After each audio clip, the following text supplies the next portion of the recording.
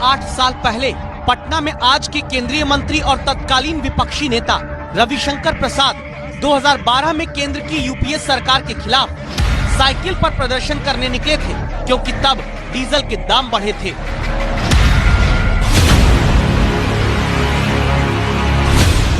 तो जनता की पीड़ा को आज इसके माध्यम से उजागर करने की कोशिश कर रहे हैं। आप डीजल बढ़ा रहे हैं, बस का यात्रा बढ़ेगा, मतलब सब्जी अनाज सबका जो आवागमन है वो महंगाई बढ़ेगी। तो ये एक परेशानी है और ये सरकार सुनती नहीं है। दरों में वृद्धि की है सरकार ने, उसका कोई आधार नहीं है। उसी दिन अंतर्राष्ट्रीय बाजार में कीमतें कम हुई है। हम चैलेंज करते हैं सरकार को कि पूरी तरह से रिफाइंड पेट्रोल दिल्ली में 34 रुपए से मिल सकता है, मुंबई में 36 रुपए से मिल सकता है, तो उसके दुगने दाम क्यों है? ये लूट है और तुरंत ये कीमतें जो बढ़ाई है वो वापस लेनी चाहिए। साल का रिपोर्ट कार्ड के कुछ ही घंटों में उन्होंने देश में जिस प्रकार से पेट्रोल के दाम बढ़ा दिए, ये दिल्ली सरकार की शासन चलाने की नाकामयाबी का जीता जागता सबूत है।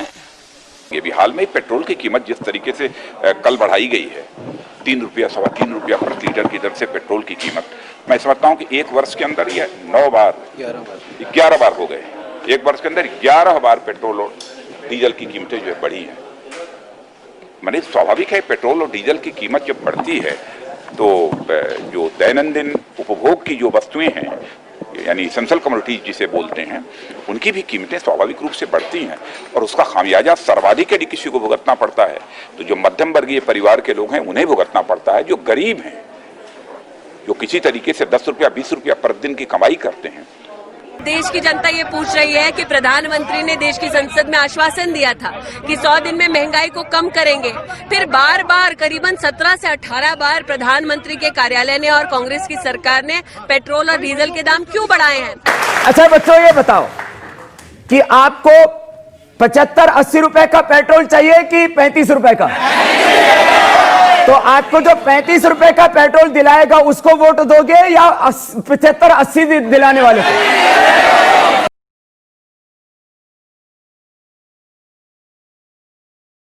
और आज की हमारी इस क्लास का टॉपिक है देश में पेट्रोल से महंगा हुआ डीजल। जी हां, देश में पहली बार डीजल की कीमत पेट्रोल से ज्यादा है और सरकार का यह बयान सामने आया है कि ये जो दाम बढ़े हैं उसमें सरकार का कोई दोष नहीं है, सरकार इसके पीछे कुछ नहीं कर रही है। मित्र धर्मेंद्र जी ने पहले बताया था कि ये डीजल पेट्रोल की कीमत का बढ़ना हमारे हाथ से बाहर है। इसीलिए हम आपको बता रहे हैं, तेल सस्ता करना सरकारों के हाथ में है।